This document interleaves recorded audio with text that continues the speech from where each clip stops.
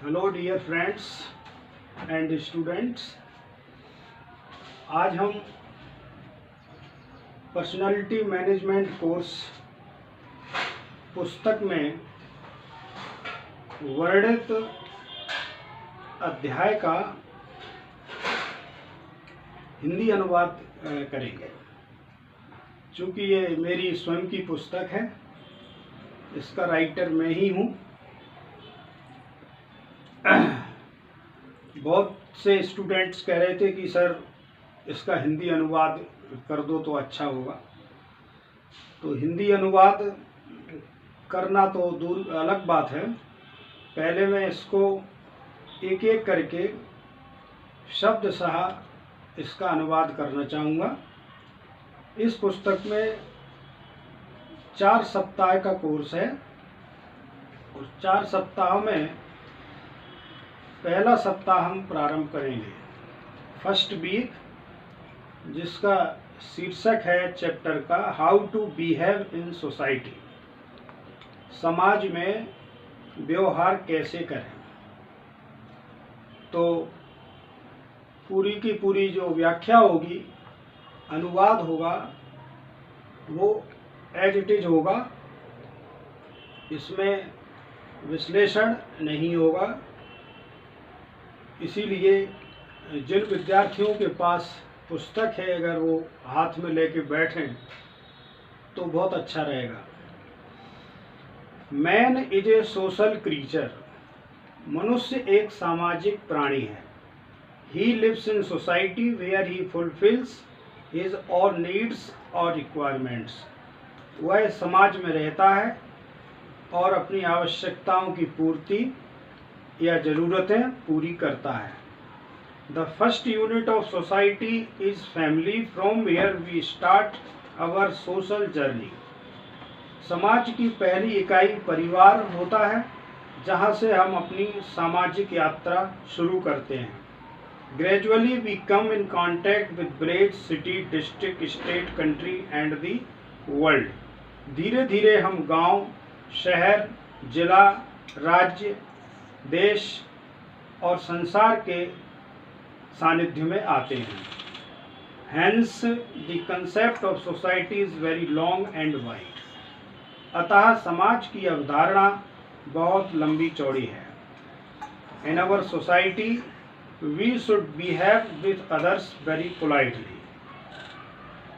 अपने समाज में हमें बड़ी विनम्रता के साथ दूसरों से व्यवहार करना चाहिए। It is said that family is the first school where we take admission first. ये कहा जाता है कि परिवार वो पहला विद्यालय है जहाँ हम प्रथम बार एडमिशन लेते हैं। It is family which teach the child. यह परिवार ही है जो बच्चे को पढ़ाता है। Later on we come in contact with others, बाद में हम दूसरों के संपर्क में आते हैं। If we try to learn something we can learn from each and every person. यदि हम सीखने की कोशिश करते हैं तो हम हर व्यक्ति से सीख सकते हैं। नोबडी इज परफेक्ट, पूर्ण कोई नहीं होता। It is the duty of a curious person to mix up oneself with society. जिज्ञासु व्यक्ति की ये ड्यूटी है, ये कर्तव्य है कि वह समाज में अपने आप को मिश्रित करे। डायरेक्टली और indirectly society teach us much more every day. प्रत्यक्ष या परोक्ष रूप से समाज हमें प्रतिदिन कुछ सिखाता है। In the present age it is regretting the fact that modern generation is aloof from society. वर्तमान युग में यह खेद का विषय है कि आधुनिक जनरेशन, पीढ़ी समाज से अलग रह रही है, अलग रहना चाहती है।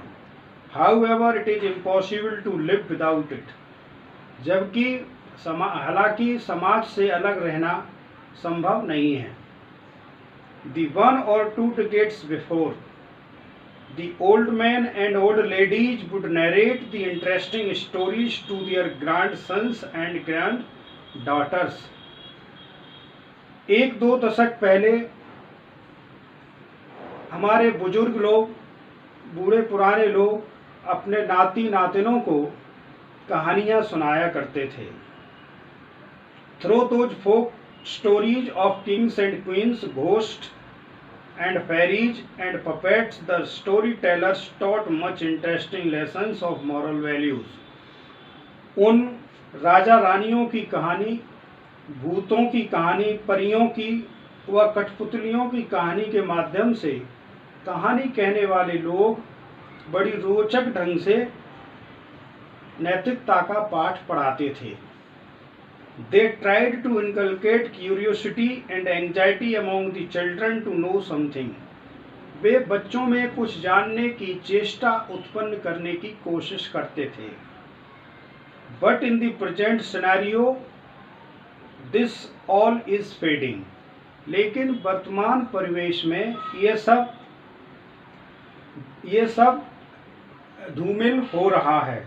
Today's children don't have such curiosity towards these stories. आज के बच्चों में इस तरह की कहानियों को सुनने की चेष्टा नहीं रह गई. The old men and women have also lost their interest in them. बूढ़े बुजुर्ग लोग भी उनमें रुचि खो दिए हैं. Everything is changing rapidly. हर कुछ बड़ी तेजी से बदल रहा है. In the earlier days, society was governed by the old men. पूर्व दिनों में समाज बूढ़े बुजुर्ग लोगों से शासित होता था. They had full command over society. समाज पर उनकी पूरी पकड़ हुआ करती थी. They taught their children moral values. वे बच्चों को नैतिक शिक्षा देते थे. They didn't allow them to do wrong deeds. वे बच्चों को गलत काम करने के लिए अनुमति नहीं देते थे. If someone was caught doing wrong, society punished him. यदि कोई गलती करता हुआ पकड़ा गया तो समाज उसको दंडित करता था. There was a very appropriate provision of punishment. सजा का एक उचित प्रबंध होता था. There was no partiality and no nepotism. उसमें किसी तरह का पक्षपात और भाई भतीजावाद नहीं होता था. Even today in our society live very great men. आज भी हमारे समाज में महान लोग रहते हैं. They have plenty of precious experiences. उनके पास अनेक बहुमूल्य अनुभव हैं. Maybe they are illiterate, but they have pure and original knowledge. हो सकता है वे अनपढ़ हों, लेकिन उनके पास अथाह व्यवहारिक ज्ञान है. They have a power of quick decision making. उनमें तीव्र निर्णय लेने की क्षमता है. They have a power of quick decision making. Some of the old men can supersede the university student in the matter of knowledge of ethics, history, geography, politics and other disciplines. कुछ तो बूढ़े बुजुर्ग ऐसे हैं जो कि university में पढ़ रहे विद्यार्थियों से ज्ञान के आधार पर, नैतिकता के आधार पर, हिस्ट्री, इतिहास, भूगोल, राजनीति और अन्य विषयों के आधार पर आगे हैं. Here I would like to quote an example of my father's cousin. यहाँ पर मैं अपने पिताजी के चचेरे भाई का उदाहरण देना चाहूँगा. Who is now no more, जो आज नहीं है. That he was formerly not highly educated. औपचारिक रूप से वो बहुत उच्च शिक्षित नहीं थे. Being a person of high school pass, he was having a remarkable knowledge of world geography, arithmetic, English, history and theology. उनको कम पढ़ाई होने के बावजूद भी भूगोल, गणित, अंग्रेजी, इतिहास और धर्मशास्त्रों का व्यापक ज्ञान था. A man who wants to make his personality attractive should try to observe his society minutely. किसी व्यक्ति को अगर अपना व्यक्तित्व बहुत आकर्षक बनाना है तो समाज को बड़ी बारीकी से निरीक्षित करना चाहिए. His talking manners impress others, so talking manners should be very polite and apt. उसका बोलचाल का ढंग दूसरों को प्रभावित करता है, इसीलिए हर एक का टॉकिंग मैनर अच्छा होना चाहिए, उचित और विनम्र होना चाहिए. टुडे आज there is a great problem of literate or well educated man that they have started to live in the life of confusion. आज एक बड़ी समस्या है पढ़े लिखे और अधिक पढ़े लिखे लोगों की कि वे कन्फ्यूजन में यानी कि असमंजस में जीना शुरू कर दिए हैं. Most of the educated person don't like to make their children social. ज़्यादातर पढ़े लिखे लोग अपने बच्चों को सामाजिक नहीं बनाना चाहते. They think that society will spoil their children. वे सोचते हैं कि समाज उनके बच्चों को बर्बाद कर देगा. Being fit in this confusion they want to confine their children only into 4 walls. इस असमंजसता के कारण वे अपने बच्चों को चार दीवारी के अंदर ही रखना चाहते हैं. Many a times you can see some parents saying like this. कई बार तो आप कुछ पेरेंट्स को, कुछ माता पिता को ये कहते हुए भी देख सकते हैं कि my children are so good that they don't know the names even of our neighbours. कि मेरे बच्चे तो बहुत अच्छे हैं, यहाँ तक कि उन्हें तो पड़ोसियों का नाम भी पता नहीं है. सम से कुछ कहते हैं our children are so good that they don't like someone's arrival at our home. हमारे बच्चे तो इतने अच्छे हैं कि वे नहीं चाहते कि हमारे घर कोई आए. Such types of the parents are many in our society. इस तरह के माता पिता समाज में बहुत से होते हैं. Who don't know the true meaning of society. जो समाज का असली मतलब नहीं जानते हैं. Such parents are of negative thinking. ऐसे माता पिता नकारात्मक सोच के होते हैं. They don't know that they themselves are spoiling their own children. वे नहीं जानते हैं कि वे अपने खुद के बच्चों को बर्बाद कर रहे हैं. They don't know, they don't want to provide suitable opportunities to their children. वे अपने बच्चों को अनुकूल वातावरण देना पसंद नहीं करते हैं. They don't believe in their children's exposure. वो अपने बच्चों का खुलापन में विश्वास नहीं करते हैं. This all is making their children negative. ये सब उनके बच्चों को नकारात्मक बनाता है. There are several parents in our society who feel pride in English medium of their children. समाज में बहुत सारे ऐसे माता पिता होते हैं जो अपने बच्चों के इंग्लिश मीडियम होने पे गर्व करते हैं. They say our son is so intelligent in English that he does not know even a single word of Hindi.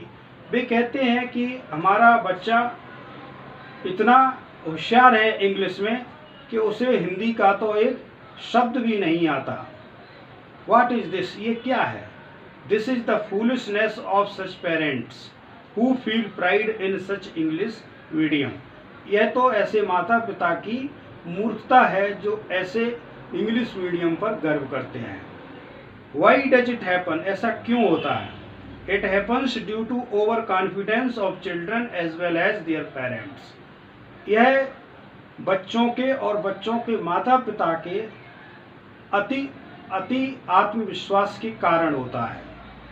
This can lead children to the world of darkness. ये बात बच्चों को अंधेरे के संसार में ले जा सकती है. इन दिस वे, इस प्रकार no one can get success. कोई भी सफलता प्राप्त नहीं कर सकता. No one can make personality impressive and attractive. कोई भी इस तरह से अपने व्यक्तित्व को प्रभावशाली और आकर्षक नहीं बना सकता। Generally we see in our society that there are many people who are illiterate, but when we talk with them they present themselves in the better ways in comparison to the so called learned man। प्रायः हम देखते हैं कि जब हम समाज में कुछ लोगों से मिलते हैं जो भले ही अनपढ़ हो सकते हैं, लेकिन उनसे बातचीत करने पर वे अपने आप को सिद्ध करते हैं कि वे उन तथाकथित पढ़े लिखे लोगों से कहीं बहुत आगे और अच्छे हैं। Such a people change the moral learned man. इस प्रकार के लोग मोर लर्नेड मैन से ज़्यादा पढ़े लिखे लोगों के लिए को चुनौती देते हैं। इन दिस कंसर्न, इस संबंध में sir Francis Bacon says that, sir Francis Bacon कहते हैं कि in our society live three kinds of man. हमारे समाज में तीन तरह के लोग रहते हैं, crafty man, simple man and wise man. Crafty धूर्त लोग, साधारण लोग और विद्वान लोग। He says that crafty man condemn studies. वो कहते हैं कि जो धूर्त लोग होते हैं वो अध्ययन को धता बताते हैं, बेकार बताते हैं। Simple man admire them. साधारण लोग होते हैं वो अध्ययन की प्रशंसा करते हैं। And wise man use them. और विद्वान लोग होते हैं वो अध्ययन का उपयोग करते हैं। इट मीन्स दैट, इसका आशय ये है कि crafty man do not understand the values of studies, कि धूर्त लोग अध्ययन की वैल्यू को या कीमत को नहीं समझते हैं। But simple man do not neglect studies because such people are aware towards the values of studies. साधारण लोग अध्ययन को नहीं नकारते हैं क्योंकि उन्हें अध्ययन की वैल्यू या कीमत पता होती है।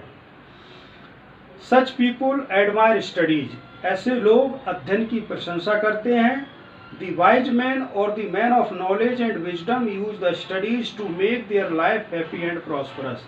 विद्वान लोग होते हैं, वे अध्ययन का और नॉलेज का और उनकी विद्वता का उपयोग अपने जीवन को खुशहाल एवं समृद्ध बनाने के लिए उपयोग करते हैं। दस, अतः वी कैन से दैट, हम कह सकते हैं कि our behaviour in society must be fully. हमारा व्यवहार समाज में बहुत ही डिसेंट होना चाहिए, अच्छा होना चाहिए। So that we should gain proper love and affection from the society, ताकि हम समाज से अच्छा प्यार और स्नेह प्राप्त कर सकें। Knowledge is like an ornament. ज्ञान आभूषण के समान होता है। We should try to wear it. हमें इस आभूषण को पहनना चाहिए। We should respect the persons full of knowledge and wisdom. ज्ञानवान लोग और विद्वता से परिपूर्ण लोगों का हमें सम्मान करना चाहिए। We should share our knowledge with our people. हमें अपना ज्ञान लोगों में बांटना चाहिए। तो धन्यवाद। इसी के साथ ये आज का पाठ समाप्त होता है। इस प्रकार से अभी इसमें 22 चैप्टर्स और हैं। हम इसी तरह प्रतिदिन 11 बजे इसको जारी रखेंगे। जिन स्टूडेंट्स पर ये पुस्तकें हैं, जिन लोगों पर पुस्तकें हैं, वो कृपया बैठें लेकर के, तो अच्छा होगा और इसका अनुवाद एवं इसकी विषय वस्तु से आपको लाभ होगा। Thank you very much. धन्यवाद आप सभी का।